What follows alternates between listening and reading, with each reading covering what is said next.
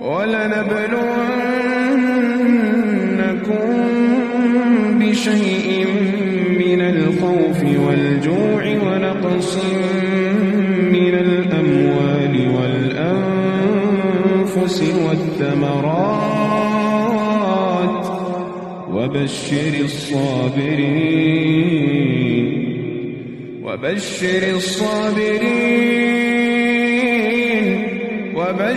الصابرين الذين إذا أصابتهم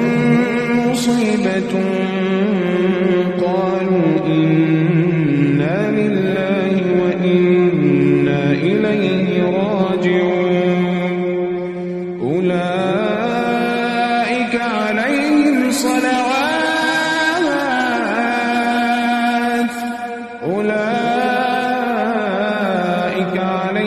صلوات